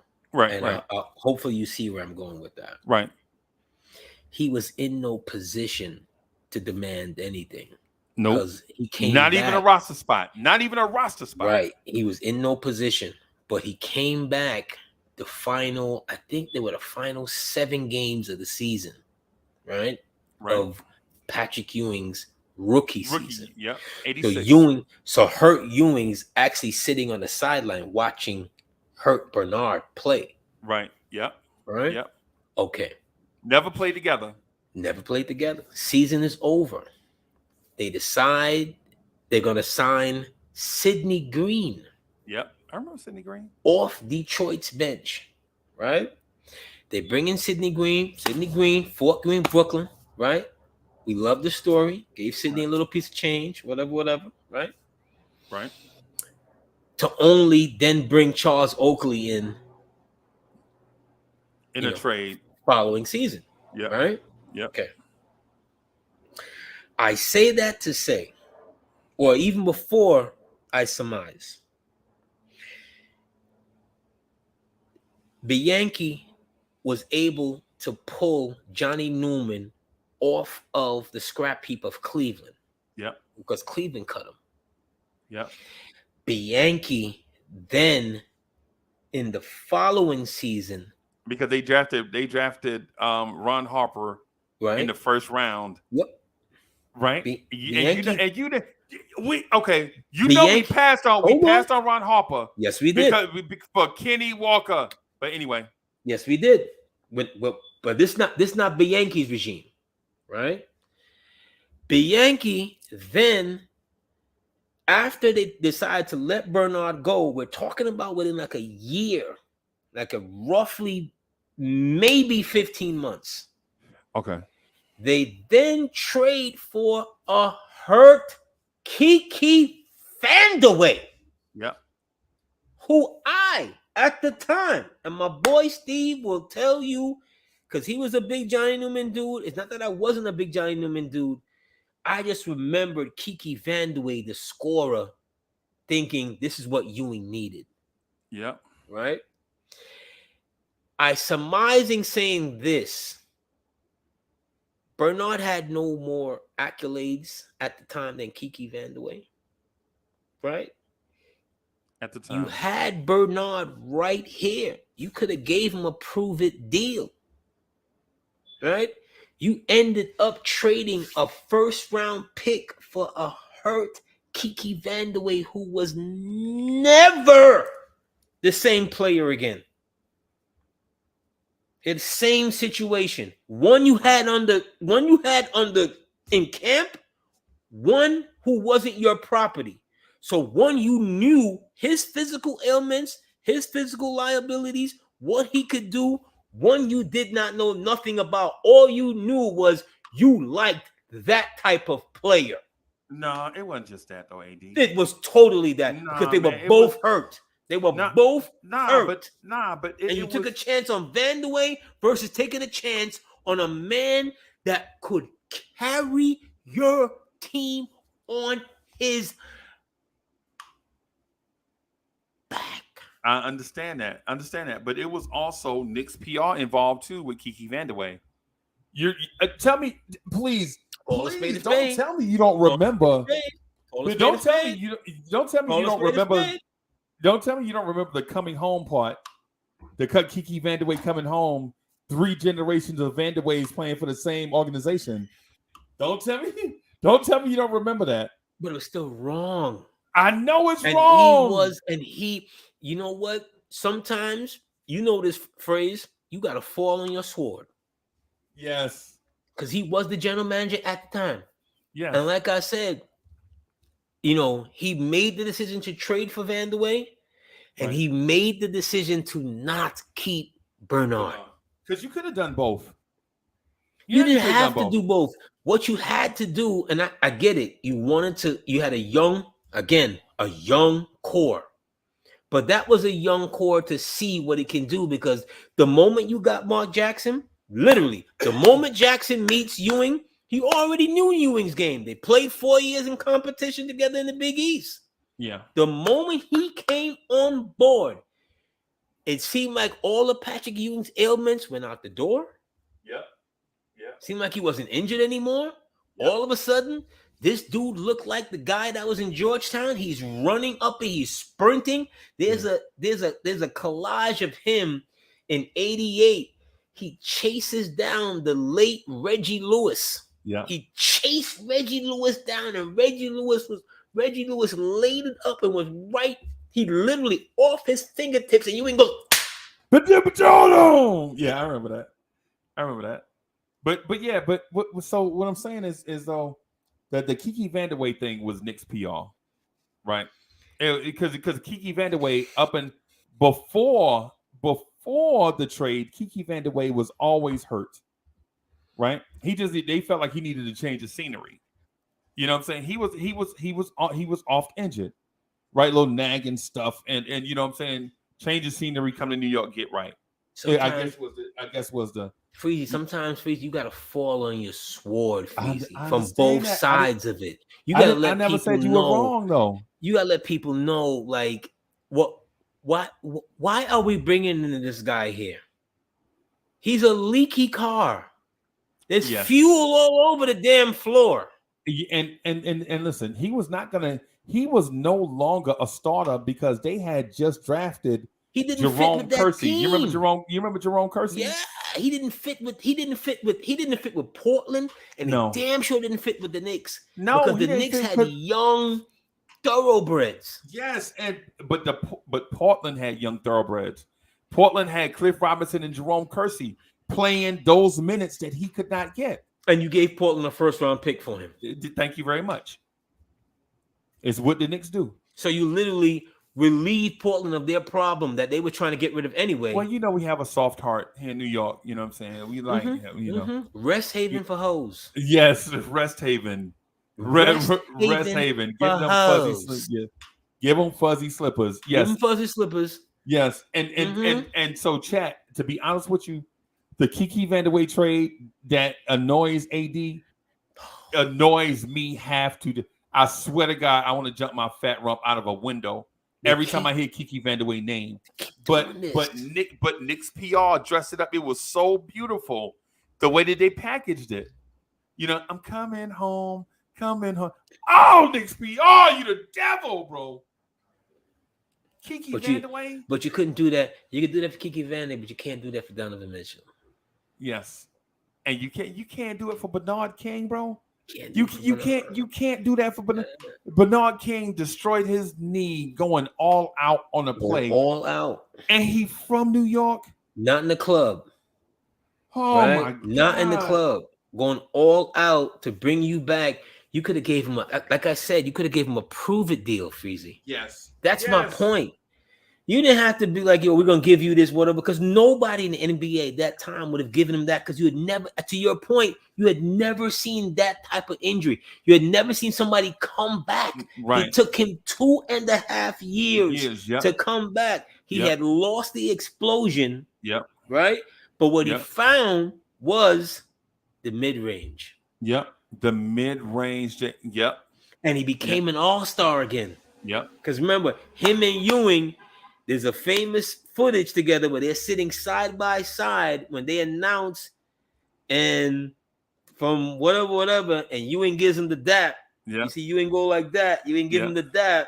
And they at the All-Star game. You talking about the All-Star game? At the All-Star game. When they're announcing them, you know, at the when the announcements and stuff was just dry cut. This is who I am. You about to get these buckets, baby. Yeah. You know what I'm saying? Yeah. This is who I am. Watch me. And he put on a little show. He did put on a little show. Put on a little show. And cats around the league was dapping him up. They were glad to see him come back. They were glad to see him back. Because he had, I think Bernard had 2 surgeries? I think he had 2. He didn't have the ACL surgery. It's not what I'm saying. Well, that was the original. Right. The original was the ACL PCL, because he destroyed both. Okay. All right. Destroyed both. But when you have surgeries like that, you always have to go in for cleanup. Yeah. And I think there was a level of swelling where he couldn't be touched. Yeah. For months. For months. Because when you first start working out, that's going to swell up. You're going to have to drain it. You're going to have to sit back, take some time, whatever. So everything he did at that time was new to him. Yeah. It was new to the world. Yep. Now you come back from an ACL, PCL, 7 months, 6, 7 months. 6, 7 months, yeah. You're ready to go. Yeah. Yeah. But this is 40 years ago or 35 years ago. 35 years ago, yeah. You know what I mean? Yeah. What that wasn't there. Well, I think that Knicks surgeon was what's his name? Is it Mike Trainer? That the guy? That his name? He was the Knicks surgeon for many years. For many years. Yeah. But he couldn't. Did he do that surgery? I thought they had to get I think he did do that surgery, because it was him and Bernard. I thought they got a trainer in the city that did it. No, it was him and Bernard, because Bernard picked his whole. Because remember, Bernard wasn't even talking to them, and the Knicks didn't pay for it. Yeah, he wasn't even talking to them. Yes, he wasn't even talking. It was like some cloak and dagger. Yep. So one day you got like a little 80s footage with him dunking the ball and him going, "I'm back." Yeah. And that thing is so hilarious. I'm back. You've only been gone 8 years. I mean, yeah. All right, Freezy, we're gonna have to drop it here, sir, because we're still in. Get something. You know the Knicks play at 6:00. Well, we're in football mode right now, so I'll let the Knicks be the Knicks and do what they do. But again, everyone, thank you for joining us again. Uncle Freezy, again, sir. It's always a pleasure being here with you, sir. I don't know where the time goes. I don't know where the time goes. I was ready for like another hour and a half, but okay, all right. All right, y'all. Hey, we out of here. Thank y'all for watching, man. We'll see y'all in a little bit. Look for me in the whirlwind. Boom. Bam.